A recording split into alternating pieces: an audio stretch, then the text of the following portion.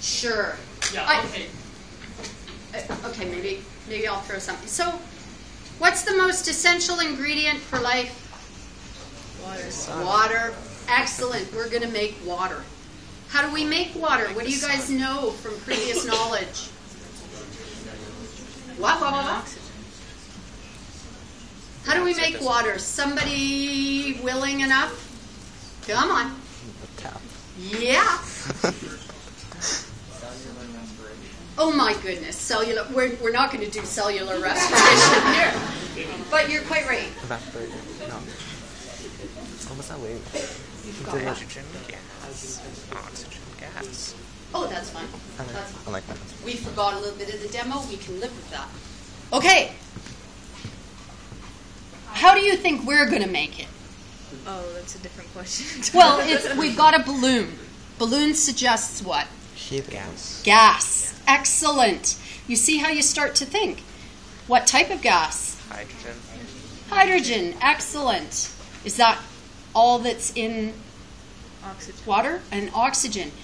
But you were quite right. We'll start only with hydrogen. Where would we get the oxygen if the balloon's only hydrogen? The air. Right? Air! This is actually an energetically favorable reaction. Hydrogen and oxygen should spontaneously form water. Shall we try that? So, this one you see excuse me. hydrogen inside. Oh! We've got pictures. People are watching you. Okay. So I'm going to cook it. How come the water didn't form? It's energetically favorable. That's actually Chem 203, but I'm slipping in 203. Why didn't it form? Yo. Not enough heat. Meaning? Not enough compression. No, heat was right. Activation. You have to put something in to make it occur. This is one like you're at the top of a hill. You've got a stone at the top of the hill. The stone wants to roll down the hill, but it won't do it till you push it down the hill. So here's our energy of activation.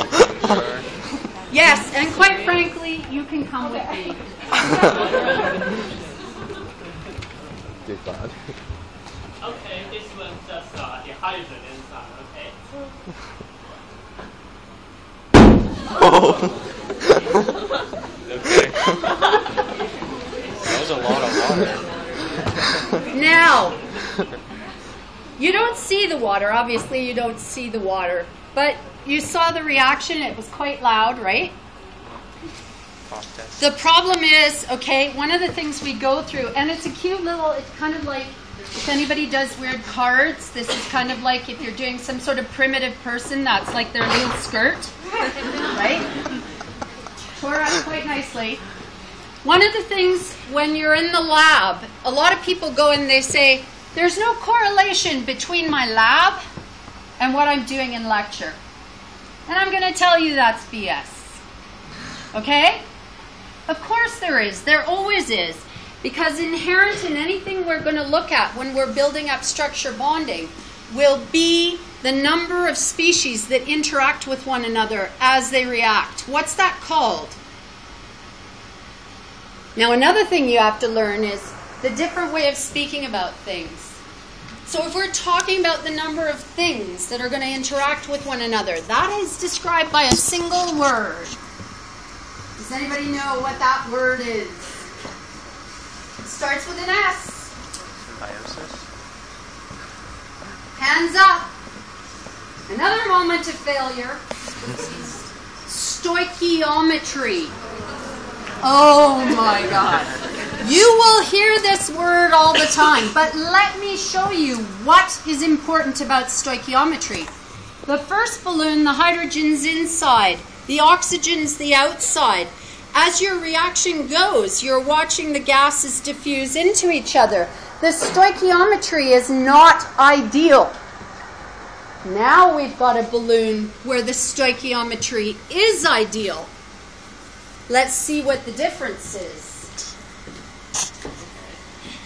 So this balloon, we have 2 parts of hydrogen, 1 part of oxygen inside, okay? So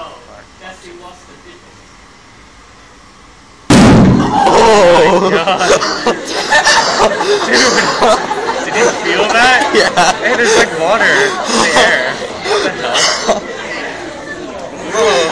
That's... Stoichiometry is so important. It's crazy. You don't normally see it because when you're in the lab, you know, people tell you do this, do that. Yeah, no, sorry, that's all the carbon that's disintegrating and I'm breathing it all.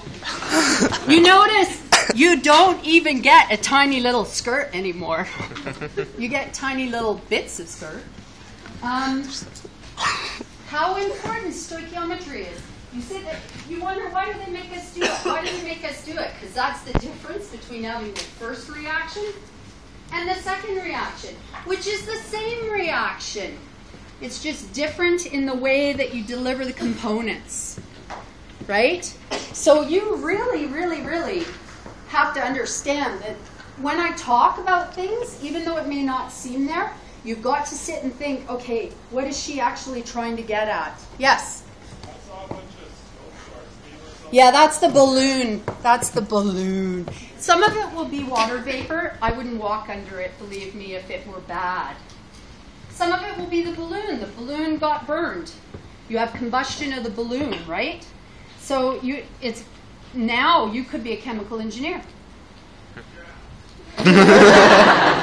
So, because now what you're realizing is it didn't depend only on the things that we have in the vessel that we're dealing with. In this case, the vessel was the balloon. But it also now depends on our vessel, because our vessel became part of the reaction. The energy that was released by the oxygen and hydrogen forming the water now had enough energy to do stuff with your vessel or your balloon.